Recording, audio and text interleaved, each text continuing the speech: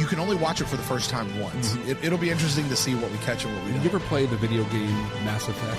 This is where Babylon 5 is becoming Babylon 5. That was great. I love that. 100% completely accurate, definitive ranking of Babylon 5. I love it so much. We're officially into it, Jeff. The year is 2025. The name of the podcast, Babylon 5, for the second time. Welcome to Babylon 5 for the second time. My name is Brent Allen. And I'm Jeff Akin. Brent and I used to be Star Trek podcasters, but then we watched Babylon 5 for the first time and everything changed. Now we're watching this incredible series for the second time, paying attention to all the things we didn't know about the first time around. And, we're still doing the thing where we watch for those sci-fi messages, those things that hold up a mirror to society, give us hope that things can be better in the future, maybe, or just tell us how to be better human beings to one another, among other things. We're asking, what is this episode trying to tell us now that we have time to see this in the full context of what is the Babylon 5 universe? Fair warning, from this point forward, this show will be, I promise you, hopefully, full of spoilers. We could talk about anything from any episode across any series within the Babylon 5 canon. That also includes books, extra source materials, JMS, con interviews, anything. That's all coming. So if you have yet to watch this series for the very first time, we beg you, stop. You want to experience it as it happens, the way Jeff and I did. And we have a whole podcast where you can go join us over there. So go do that, Babylon 5, for the first time. Hang out with us there and catch back up to us here for the second viewing. For our second viewing today, we're watching Deathwalker.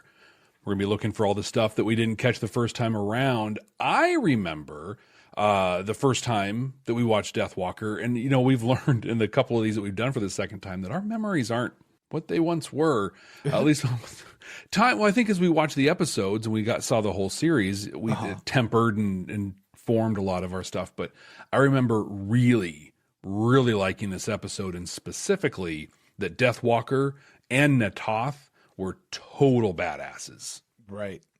Do you remember what you thought of this one? I remember really liking this episode a lot.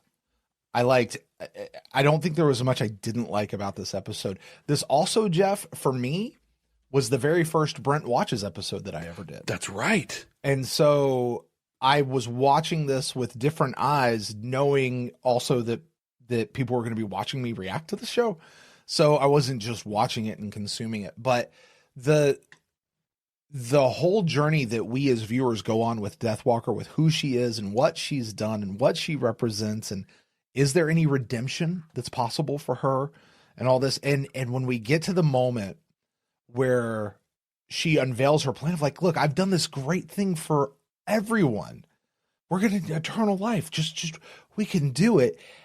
Oh, but in order for that to happen, we're going to steal life, and people are going to claw each other to death to get their hands on this, and they're going to kill each other just to get this thing. And she's just evil, laughing the whole way. I loved the twist on that, and the way she gets away. And then Kosh comes in at that very end, which we haven't seen Kosh like really since the pilot, it feels like. Pretty much. And he just lays it down. It's like, no. I loved it. Unless, Jeff, you, whom I know listened to our original first episode, tell me, Brent, you are absolutely wrong. You hated this episode, because that's entirely possible. But my memory is I loved this episode. There was a part of this episode that both of us didn't like that much, but we appreciated it because it gave us a break, like a breather. We felt like, I think at one point you said that this felt like a two-parter. There was so much that it gave to us, but at the same time, it never felt exhausting or tiring. And a lot of it was because of the Kosh and Talia and Abbott storyline. You mentioned Kosh. Yeah. We had a lot of thoughts on him that we shared. One of them was that because we hadn't seen him, I was like, why is this dude even here? Like, it serves no purpose whatsoever. I didn't understand why he was on the station. And I went so far as to be like, I don't even understand why he's on the show at all. Right. What's the deal with this guy? You said that the Vorlons and the Minbari are like the older ones who are like helping out and sticking around for the younger races. Okay. Pretty good. And maybe they're kind of like the police of the galaxy who make sure we don't, bite off more than we can chew. And that's why Kosh came out to lay it down. But I lumped the Minbari into that. You did. You figured they were both like the two like old races. Well, I mean, it's kind of like that. Like the Minbari, while not a first one and not the ancient races, they are certainly sort of, at least supposedly, the elder statesmen of the current races. Yeah. You would think they're like the 47th ones, but they're probably closer to the 42nd ones. Right. It's a lot of nerd in that one. Let's get into it then. Let's go watch Deathwalker right now for the second time. If you're joining us for the first time and you're on YouTube, you're about to see the reaction, the cut up reaction that goes to YouTube. If you want to see the full and unedited version of this thing, head over to our Patreon page. There's a link down below, or patreon.com/Babylon5 first. That's the number 5 and the word first. And if you're listening to us on an audio podcasting app, listen, Jeff and I will catch up with you on the other side, but actually hang on, because you're going to catch our reactions to this episode as well. But stick around, because we are going to share some extra thoughts and talk about these new messages that we uncover. So, Jeff, let's go watch an episode. Let's do it. Accessing file.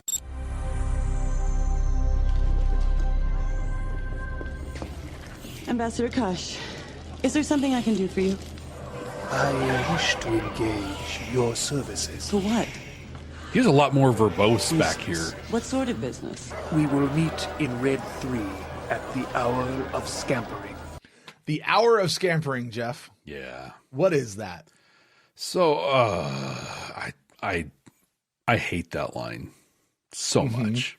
Uh-huh. Oh, look how different and mystical and stuff we are. And it never becomes a thing. And it's just, I don't know. I mean, I get it. Not everyone tells time the same. Fine. You've earthed up everything else. Now, if he came back at some point and was like, oh, I said the hour of scampering, not the hour of nibbling or something like that. Cool. This is what we drop and walk away. Oh, look how different I am from everything else you see. So JMS has an answer. Oh, okay. Here's one of the things. Here's a legit answer. The hour of scampering is usually about tea time, according to the Vorlon Human Translation Dictionary. Okay. That's all it is. It's tea time, 4:00. I said tea time is just as worthless of a time keeping measure for me as scampering. I have no idea what that is. Oh, this is such a great scene. Liner Callisto will be docking in Bay 12 in 7 minutes. All passengers holding berths on that flight. She's so put out. She's so put out. 7 minutes. God. Is this where we talk about the thing about people who can just beat the hell out of folks? Oh, like, no, she gets called on the carpet for it. Dude, she didn't let her fall down. She held on to her. Grab the wrench.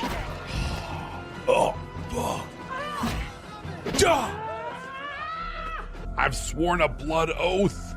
I like that Minbari just standing there like what? Maybe one of the greatest cold opens in Babylon 5. You know what? You're not wrong about that.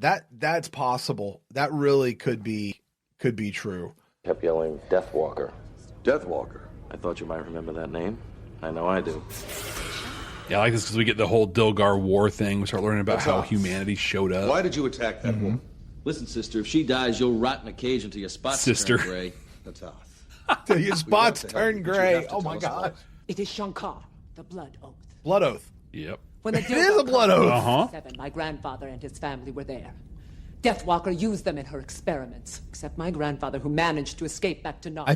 I think this was about the point where because when she said she is Deathwalker, I thought that was like she is a Deathwalker. Like it was a type of person, a race, or something like that. Yeah, just without the word a there. Like she is Deathwalker. She is Soul Hunter. She is, whatever that is. But to actually come to know, no, actually it's a specific person, like the butcher of Barbacoa. I don't know, whatever his name. Stand by. We'll be right back. Are you ready to take your Babylon 5 for the first time experience to the next level? With our exclusive Patreon, you'll get access to all kinds of cool stuff that you can only find there. Our recording notes, unedited reaction videos, an exclusive Discord community. And you can even be listed as a producer of the show. Plus, we even offer exclusive meet and greets and hangouts. You won't find this kind of experience anywhere else. Get all these amazing benefits, plus the opportunity to interact with other fans from around the world. It's being part of a huge community where everyone shares the same appreciation for Babylon 5. Subscribe at patreon.com/Babylon5First. That's the number 5 and the word first to get access to these incredible benefits. That's patreon.com/Babylon5First. We can't wait to see you there. When we talked about this the first time you asked the question, hey, Jeff, when did you realize that Deathwalker was her and not the people? And I said, literally when they told us that it was her name. I thought the same thing. Right. Oh, yeah. Like, is Deathwalker just another name for Dilgar? And it's really the whole of the people. That could be. The Dilgar invasion was 30 Earth years ago. If Deathwalker was alive today, she'd be an old woman. Her face is carved into the minds of my entire brood. I smell my grandfather's blood on her hands. I tell you, it is she. Her brood. Her entire brood, Jeff. Right. Everything there is to know about her. You and me both. All the clearances seem to be in order, and the pay is very generous. However, there's something I still don't understand. Understanding is a three-edged sword. Oh, gosh. Understanding is a three-edged sword, Jeff. Yeah. Now, what does this mean to you? There's your side, your edge, their edge, and like probably the real edge. Now, where did you get that from?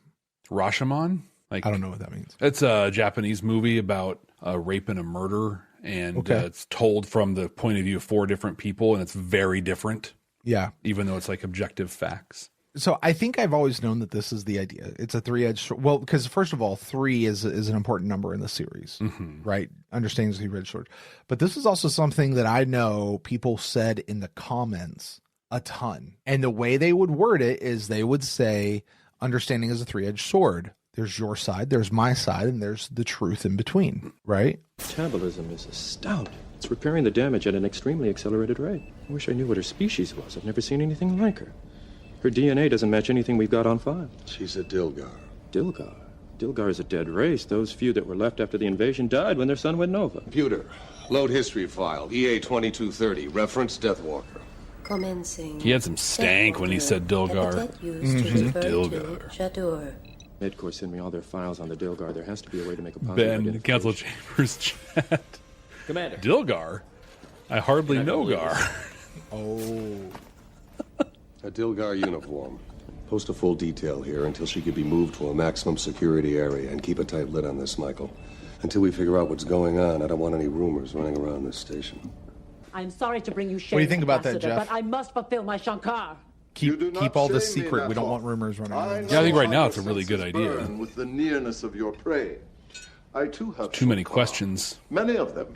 But unhappily in this case, yours complicates matters. Sure be great if one of his Shankars showed up. Consular Harrock, the Narn you were to meet in customs, was here to bargain with Jadur. But Tari says we must get her to Narn alive. I will not be denied this! We must make this sacrifice for the future of You our must people. make this sacrifice. All Narn have sacrificed at one all time. Narn. You must make this sacrifice for the future of our people, as all Narns have sacrificed at one time or another. So if we take that and lay it against Dust to Dust, when Kosh Jaquan tells him, you have to, like, there will be great sacrifice for the universe, right? I think that's the thing, is here his thinking is for the Narn. That moves him to the universe.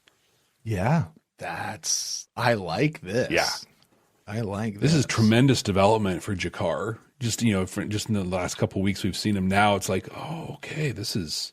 Well, he's not just, mustache twirling villain, Like, I can actually see some of the seeds for, like, his piety being laid down right now. But I will not abandon it. And when we get what we want from this butcher, I promise to help you fulfill your vow. I like that also. We got to do the stuff we got to do for the Narn, and you're right. You're going to do what you got to do, too. My research. A universal anti-agapic. I'm not familiar with the term. Me either. It's a serum which retards the aging process and prevents disease. It's still unstable and difficult to produce in sufficient quantity. I really like the makeup. As you can Very see. alien. No fear of growing old. No sickness. That's... Virtual immortality. The ultimate triumph of life. The secret is mine, Sinclair. And with the help of your Earth, I will bring it to all the worlds of this galaxy before the year is So out. at this point, you get the feeling that this is someone who probably has committed war crimes, but mostly on like a think of the scientific knowledge and advancement that came at the absolute horrible atrocity of concentration camps in Nazi Germany. This is the right? exact conversation we had the first time. Is About it? Mengele and all the stuff that all the experimentation that came and the thought behind like does saving all of these lives and stuff over here justify the horrible? And the answer is no. But in this, like, this is the question being posed to us right now, or being set up for us. Right, which we had an episode of Voyager that dealt very specifically with this as well. So, but here's the thing, like, so she did this, but she gets this thing that could be very, very useful. Like, you know, like with Bester, we always talk about where he's the hero of his own story, right? She's the hero of her own story. Like, she's doing this for good. Not for destructive purposes, even though the way she went about it was incredibly destructive. That's where we're sitting right now. Now, you and I know the end of the story, but that's where we're sitting right now. And just, this is a masterful way this episode is written by JMS. Like, I don't know if I want to say this is his first master stroke as a writer in Babylon 5, but it might be the first time that I was like, yes. Like, front to back, the way this story is constructed, the way this character is constructed, this is just perfection. So, and Nia says JMS didn't write this episode, which is fair, but JMS would have given this episode the treatment, right? I think so. Yeah, maybe something. Yeah, probably. All right, well, whatever. JMS did everything here. He did no help whatsoever.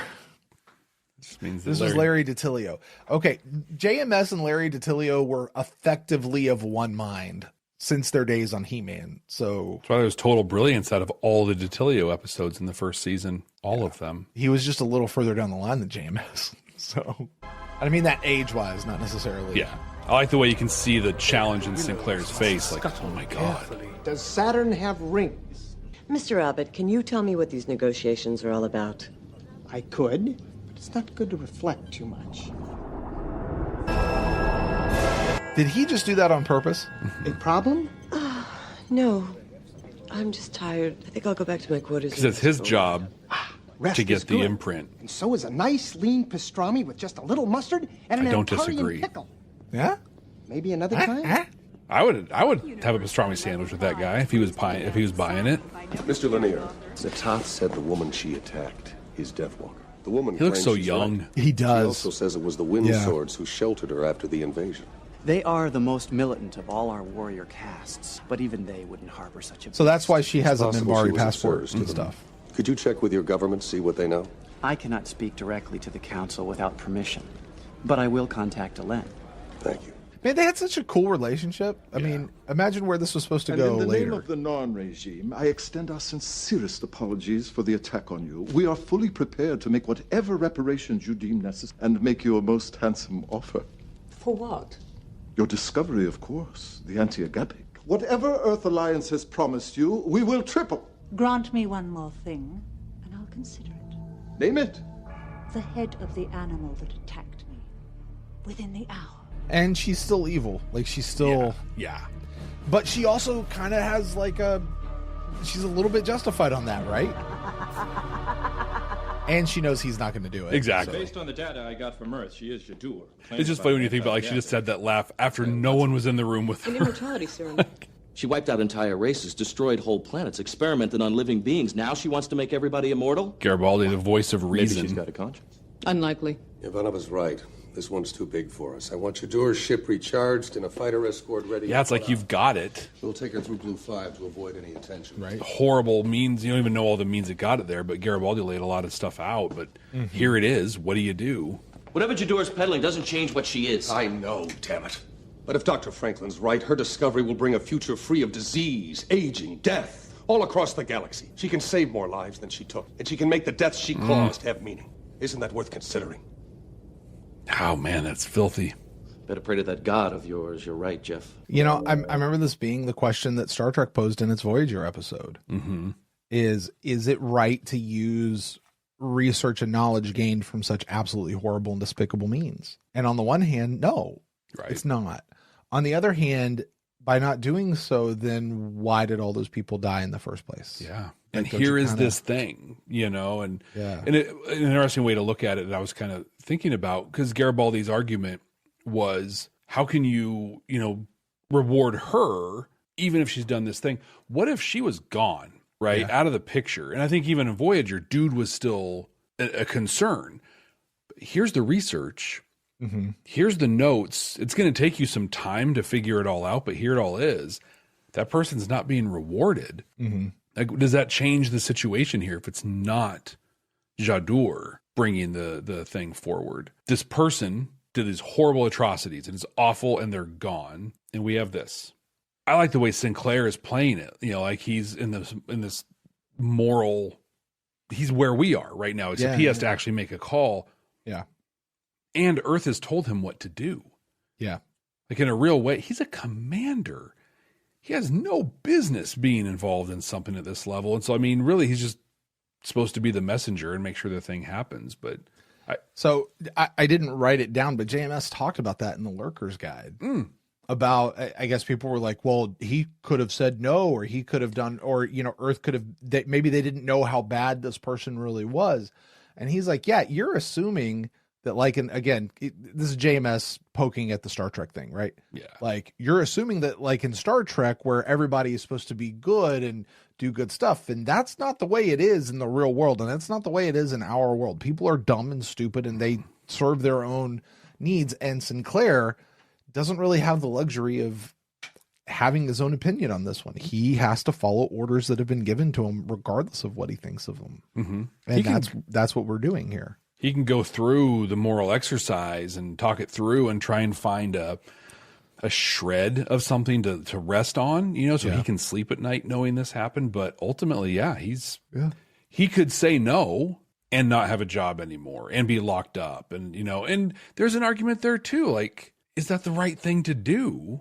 If I'm G'Kar and I talk about the sacrifices we have to make, was that the right sacrifice for Sinclair to make to stop this thing? I mean, you could ask a lot coming at this from a lot of angles. Sucks to be heavy weighs the head that wears the crown. Yeah. One of our agents has just informed me that Sinclair is going to smuggle Jadur off the station. What? Blast him and that infernal female! She's near. I can smell her. Free me from this cage and I'll deal with her. Not yet. There is a better way. Ambassador G'Kar to speak to Ambassador Calinicus on a most urgent matter. 1 moment. He's like, I'm just going to tattle. Let it all come out. I am the last of the Dilgar. My discovery will ensure that the galaxy remembers us with honor. It'll be a monument to our vision. A monument? That's what you're after? Delicious irony, don't you think? That those who cursed us will have to thank us for the rest of time. See, so far, Time to go. so far right now, I'm kind of with her. And I even enjoy the little bit of irony that she's talking about there. Like, but I'm kind of on her side here so far, right? I can see where she's coming from. Yeah. There's definitely a line of thinking. And this is us not having all the information at this point, just knowing what's been revealed so far. And she definitely seems evil, but also reasonable in some, you know what I mean? There's a string of logic that makes sense to her. Yeah. And also, hey, listen, we're gonna, we're gonna do this thing. I'm still gonna give this stuff to people. You know, we're gonna be. It's redemption, Jeff. That's what it is. It's Commander redemption for her Sinclair. race. That woman is the war criminal Jadur. Orders I cannot disobey. You will have to kill us all first. That's Robin Curtis, Jeff. It is. He's like, well, I have someone back here. Very well. We'll probably be happy to kill hours. all of you. The door will be held in maximum security until then. Yeah, that was another big point coming up that we talked about pretty extensively. The League's response. Before we get there, mm-hmm. This is another one of those, I wish I would have known the context in which this question was being asked to JMS. But talking about this specific scene, he says, you assume the crowd meeting Sinclair could have been placated. Oh. They could not have been. No. There was, like, maybe they're talking about how he easily gave in to them. Like, he's got these orders, he's supposed to go do his orders, and he gave in, like, straight away, right? Like, it didn't seem like it took much. Said they make it clear in the dialogue, you will have to kill all of us. They could not be placated. And then it goes on. Maybe in the Star Trek universe, Picard could turn on the charm and just talk people out of things, but that doesn't happen here. Not easily at any rate. It was turn back or kill them. Those were Sinclair's choices here. Turn back and do what he did, or he'll have to mow them all down and get through. Mm-hmm. Like that was his assessment. He made the right call. And I would go so far as to say if this was Picard, he would have done the exact same thing. But in the 3 hours that took to convene, he'd construct the argument that then would be compelling, and everyone would be like, "Oh yeah. So moved by what you're saying." This is where we call this the anti-Star Trek, because that is not what happens. Yeah. Jeff, all the ambassadors are here. You know, if he's been given instructions for how to vote, doesn't that negate any need for debate and discussion? Like, if he's not allowed to actually make his best decision based on evidence at hand, like, God, those chairs look uncomfortable. Right. It's pretty genius, though. It keeps the sessions from going too long. Right. If you want to bloviate, you have to stand up. Now the winds of fate have delivered her into our hands. Actually, the wind swords. We of the League have unanimously decided that jal'Zha be tried for her crimes against sentience. That trial to be held crimes here against on Babylon 5 sentience. as soon as possible. Not humanity. We now ask that the Advisory Council approve this decision. Because she has committed no crime against our republic, I must reluctantly vote no. Treachery! The non-regime is noted for its keen sense of justice. Therefore, we vote yes. On one condition, that the trial be held on Narn. Our neutrality during the invasion assures fairness. Their proposal is unacceptable. In that case, the non-regime also votes no. Again, masterful. Happy to do the right thing. It's up to you. Ambassador Kosh has declined to take part in these proceedings. On behalf of Earth Alliance, I vote yes. As the Minbari were not a part of this conflict, we have no right to judge her. We must therefore vote no. Almost makes you uniquely qualified to judge her. I highly disagree with that thought process. Yeah? One abstention. I'm afraid we must just because you weren't involved in it doesn't mean that you can't. Oh yeah. Commander Sinclair, look at what's going on. Said that our worlds have a voice here. I think that it makes them more qualified to do so. Yeah. Everyone else has a dog in the fight. They can't be unbiased. Right. Minbari are the only ones that really could. Will you now deny us this voice? And rest assured you have not heard the last This right here is the death of democracy. We demand to have a voice. We demand to be heard. You were. Yeah. You had a voice. You were heard, and there was another voice that was heard that had more votes than you. Also, it's quite a reflection on humanity. Well, okay. I mean, so pause it for me. So the one thing I will say, you know, the crazy thing about democracy, especially republic democracy, where you have representatives, right, is you have to accept the results of the election, even if it doesn't go your way, even if that election or that result is to destroy democracy. Oh, okay. You see what I'm saying? Even if the people or the representatives or whatever are the ones who are if they legitimately, and I say that word, legitimately vote, and this is how the votes come out, that's like democracy can democratically destroy itself. Absolutely. And is here on Babylon 5 and here. I'm not going to say I'm not going to get involved in that. I'm just saying conversation here, but yeah, you and I are on the same mind, brother. Being very global. I'm being very global in this statement. Sure, but Ben in the chat grabs that and takes it a step further. I want to grab because he's right. In season 5, I complained about how the League or the Alliance had so little say in everything, and they only got one combined vote. I rail on that now. I'm not saying that them having only one vote is right. I'm not saying their voice is as strong as it should be. What I'm saying is in the construct and the paradigm they're operating in, this is their voice. Just like it was with the Alliance. I was saying it wasn't fair back then. I'm saying it's not fair now. But at no point would I ever advocate for walk away. Yeah. Right. And it would make, I don't know. It just doesn't make. And I mean, look, Jakar's vote was completely bogus. Yeah. I kind of understand the Centauri. I think the Mindoari's vote, while it was also bogus. That doesn't mean that their votes weren't legitimately cast to be what they were. They are the votes. Those were the votes as they were. There's intent and there's outcome. And with the outcome, the intent doesn't matter so much. Unless you have a, good relationship and you can actually be like, hey, we didn't hit the mark you were going for. Let's talk about this and problem solve it and do it again. Oh, you're right. Yeah, we're trying to do this. It's not the case here at all. Mm-hmm. In the name of the Drowsy Freehold, I demand immediate extradition of the war criminal jal'Zha. Reject this demand and we will attack immediately. And this is before all the weapons upgrades on the station. Dude, he just threatened Ivanova. I was just throwing that out there. He just threatened Ivanova. At the moment, we do not put much faith in Babylon 5 diplomacy. I fear we will soon be severing our ties with this place. There's something you should know before making that decision. The mistake with these ships is the little, flashy, shiny things. They look great, except for that. Right. What's the situation? Parents went away. Oh, no, Well, I've managed to get the ship I captain. can't not do it. I can't not do it. Best claim to jal'Zha. The winner will be the first to attack. Creative. Let's hope it buys us enough time. Lieutenant Commander, the League ships are moving out of firing range. What did you do? I played a wild card, but we're not out of this yet. Stay on alert. I'll be in closed session with the League. Yes, sir. Theme song in the background. Good job, Lieutenant Commander. Good job on Sinclair. I like how it crescendos on Ivanova. Right. A stroke of the brush does not guarantee art from the bristles. You understand. I understand that your check cleared, so yeah. Right.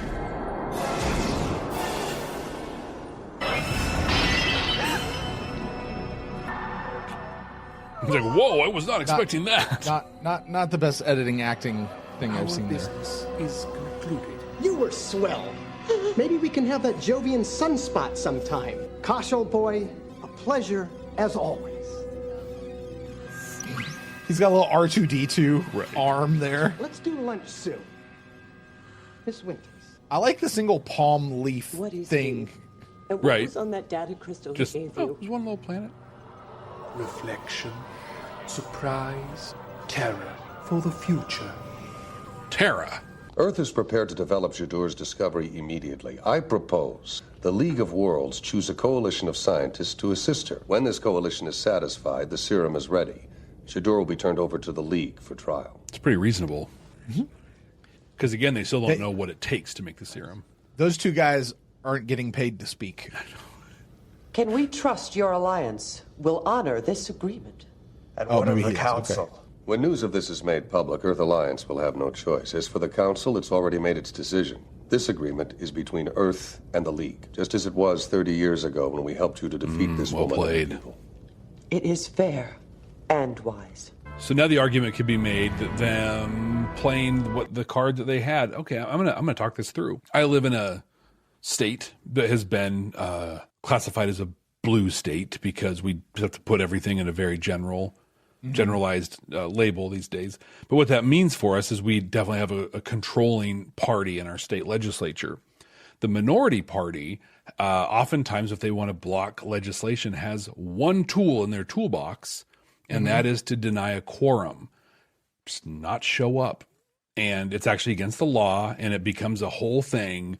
It's a show, right? We're going to release the state police to find you, and they're hiding whatever and whatever. But it's the only tool they have in their arsenal, in their toolbox. Sometimes it works. Sometimes it's just ugly and delays the inevitable. But for them, they can stand up and say, I fought against this thing, and their constituency is happy. Maybe that's what the League was doing here. Their only tool in their toolbox was to walk out. We're going to leave. we're going to leave Babylon 5 in this whole thing. Because without that move, Sinclair never would have looked for this compromise. Right. Maybe it actually worked out. Well, it did work out, but like maybe it was smarter than I thought. The key ingredient in the anti-agapic cannot be synthesized. It must be taken from living beings. For one to live forever, another one must die. It will make what we did pale by comparison. The billions who live forever will be a testimony to my work, and the billions who are murdered to buy that immortality will be the continuance of my work. Not like us, you will become us. That's my monument, Commander. Get her the hell off my station. Dude, that. Minbari Flyer 969 is now leaving the docking center. Oh, hi everybody. Didn't expect you all to be here. What's his little green thing on his neck? You had a lot of questions about his suit when we watched it the first time. Stand by to activate the Lieutenant Commander, Yeah. something's coming through Like the how to let kids What is see it? this thing?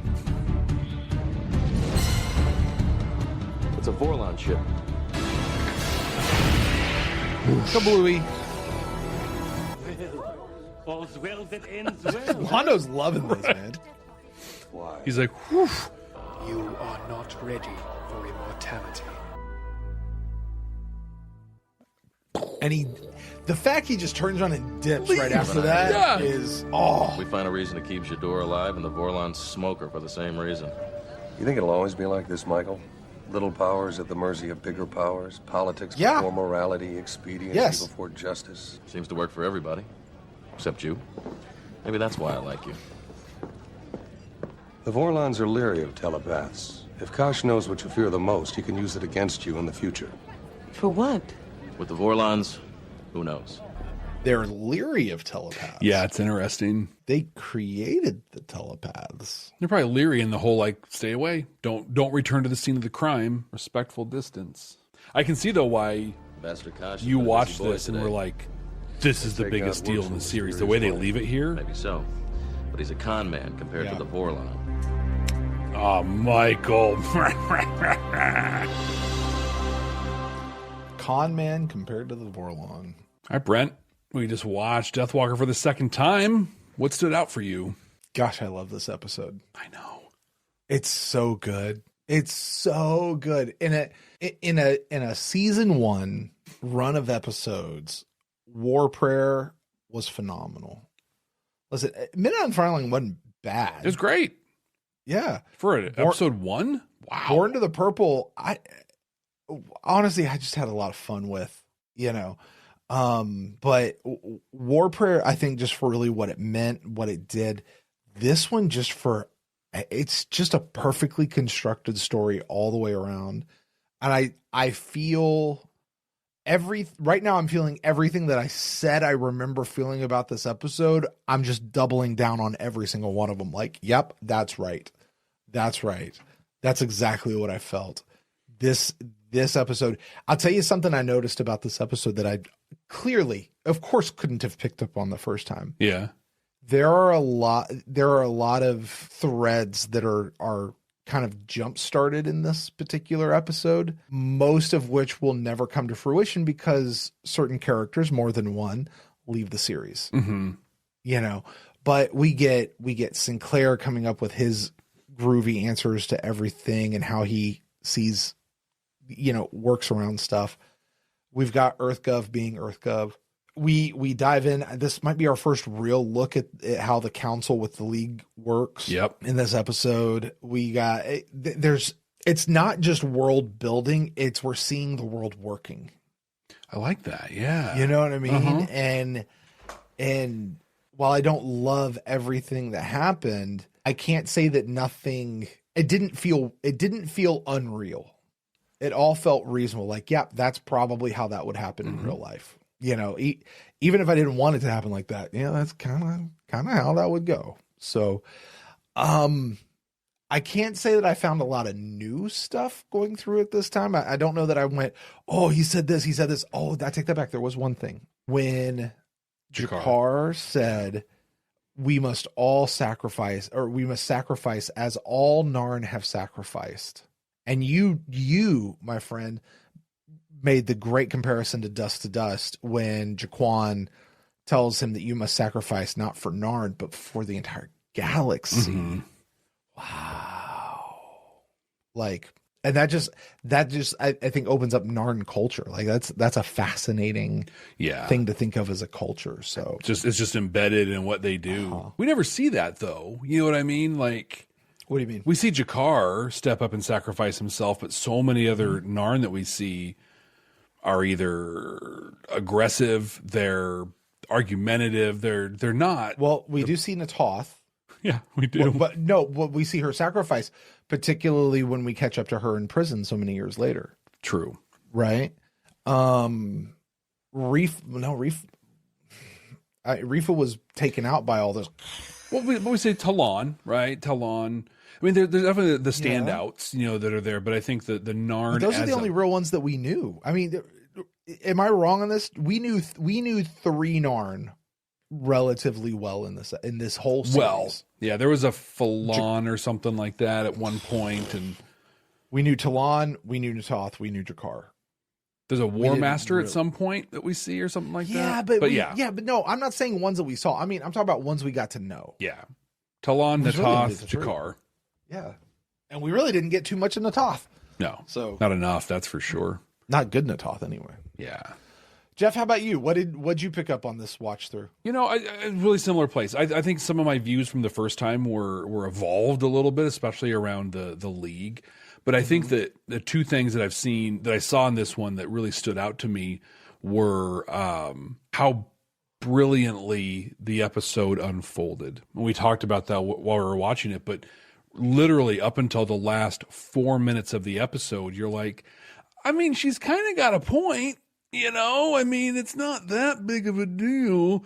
And then she just gives that peak villain monologue. Bone chilling. Yeah, just like, what the And what was great about that monologue was it wasn't cheesy villain.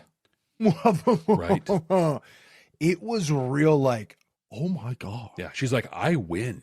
I win. It doesn't matter if I die because you guys are going to continue my work. You're going to do it. You're going to be my work. Yeah. You will worship and thank me for all of this. And just her indictment of humanity of you will eat each other up like wolves chasing this thing. And I think a thing I didn't really put together before, but it just makes sense. But it's a 1-for-1. It sounds like it's a 1-for-1 thing. For me to live forever, you have to die. Oh my God, like how sick is that? And it's been brought up a handful of times. Becky and a few others have brought it up in our Council Chambers chat over here. But one of the messages here that we didn't pick up before was this. We asked the question, I do horrible things in the name of research or whatever, and I have this discovery. Guess what?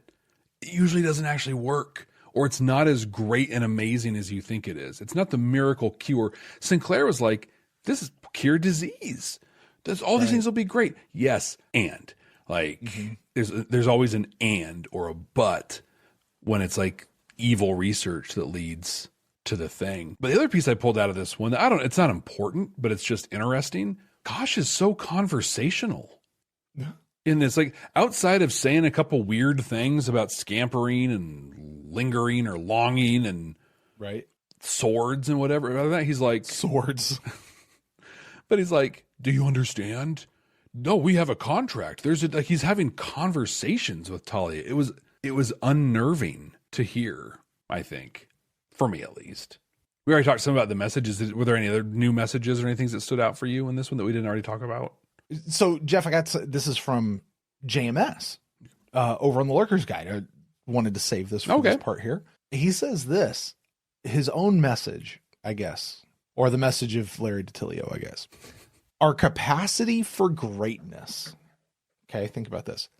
Our capacity for greatness is as substantial as our capacity for evil. Oh. We must constantly be reminded of that duality. To pretend it isn't there or is somebody else's problem inevitably leads to tragedy. That's big. I had a pastor of mine that always used to say these words. He would say, I know my own capacity for sin. And unfortunately, this guy got caught up in stuff and it became very public. Yeah. And, and yeah, just, he's like, I know my own capacity. I know but this idea, like, we've got to know our own capacity for sin. Our capacity for greatness is just as substantial as our capacity for evil. I actually find some hope in that, though, Jeff. Right? Because we've seen some huge evil. We know exactly how evil are. We can also be great. Exactly. We can also be great. Like, we have that ability to be that great. We talk about it, and we always, there's always the comparisons of Star Trek, and, he talks, you should be able to talk people out and turn on the charm, and you just assume that people are there for good. And like, yeah, because that's where we should be. Yeah, it's the goal. And that's what Star Trek always was to show us how we could be, the idea that we can get there, right? Not necessarily just showing us how we are, but like, we can be there. We can be better. Give us that hope, right? Yes, we have a great capacity for evil, but you know what? There's a lot of hope. There's a lot of promise. I say it all the time, and I'll say it again. I believe this with the bottom of my heart. And I'm talking about in real life, humanity is the hope of the galaxy. Yeah. If anything's going to happen with this galaxy out there, it's going to be because humanity is involved with it, And there's some people that don't believe that. They're really low on humanity, and fine. I'm not one of those people. We have a ton of science fiction that tells us that we will be. And to your point, shows us how we can be. Absolutely.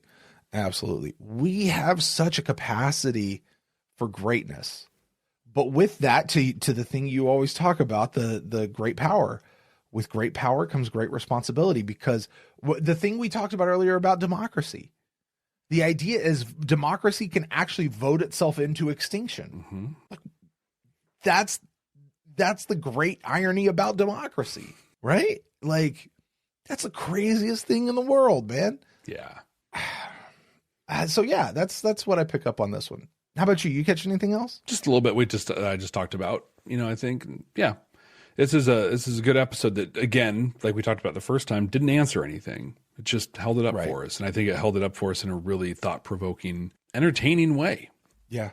We talked about our capacity for greatness when you're talking about the messages, though.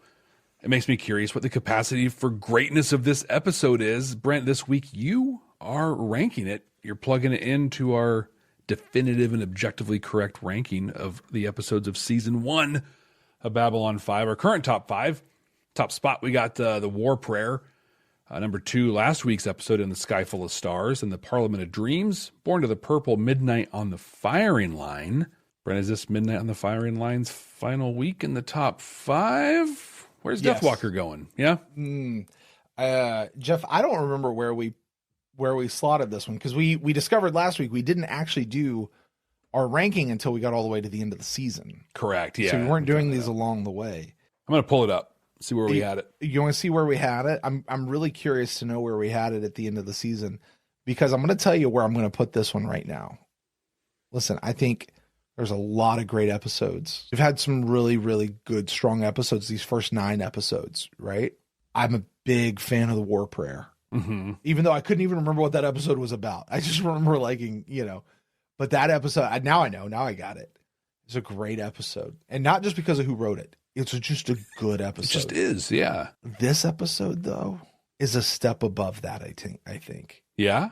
From not just from the episode we got, but when I'm looking at this from story structure, from how it's crafted, Sarah Douglas and Robin Curtis both just acting their asses off. Like when Sarah Douglas turns around and she's got that look on her face of I've won. And she knows it. Like, I'm going to die. I don't care, because this is me winning forever. And the way she smiles, she's like, you're going to tear yourselves apart. Searching for immortality. Oh my goodness. And Robin Curtis, she is going to lead the revolt. Like, it's so good. And this is great Jeffrey Sinclair. This is great Michael O'Hare right here. It really is. For as dry as we talk about him being at some points, he is great in this particular, Fantastic. in this deal. You know, honestly, you know who was probably the weakest actor of the whole group today? Jerry Doyle as Garibaldi. And he was great. He was good, but he was also just kind of there, but he wasn't bad by any stretch of the imagination. Right. Yeah. You know? Maybe Mira, and she wasn't even in the episode. Let's go with that. That's the only reason why she was bad, because she wasn't there. So, to me, Jeff, on quality all the way around, this is our new number one. So, when we ranked these at the end of the season, if we had ranked this in time, it's because this ended, well, if we had ranked it in time, it would be our number one right now as well. At the end, it was our number 2 episode on the whole season. Was it really? Yeah. Good. And wow. It went Babylon Squared, Deathwalker, The War Prayer. It's our top 3. That's solid. Yeah. That is real solid. I don't know that we're going to be much changed off of that, Jeff, come this time. That just, you know what that just shows, Jeff? That our rankings are 100% completely accurate, definitive, and immutable. Immutable. They cannot be muted. Mutated. Well, that's going to do it for Deathwalker. Next week, we're watching, buckle up, we're watching Believers next week. Do you remember what you predicted the Believers was going to be about? Man, I had such a pinpointed prediction on this one. Yeah. Yeah, I said, my exact words were, man, this has to be like something religious. That's my prediction. This is religion. Religion's making a thing. And then I said, or it could be political, like, you know, do you really believe in what you say you believe in, political, like Earth First or whatever, but probably religious. It's just religion. Religion makes its way onto Babylon 5, which, I mean, we've had those discussions about various religious things before, so certainly a plausible topic that could be tackled in this series. Mm-hmm. And, well, we know what happens next week, and certainly there was religion in the whole thing. How about you, Jeff? What do you remember? I cut just about as specific a swath as you did. Yeah. I said, and I quote, cultists of some kind. You're not. Well, I don't know. Would that family be considered cultists? I don't think so. They would be. They Certainly were not if they're mainstream within their world. Exactly. I think they were pretty dead on. We're going to find out, though, next week. So we watch Believers. We're both looking at the same thing right now, aren't we? Uh-huh. Yep. See what happens. Thanks for joining us, everyone. It's so great to have you here. I want to give a special shout out to our council chambers. If you go to our Patreon, it's down in the show notes below.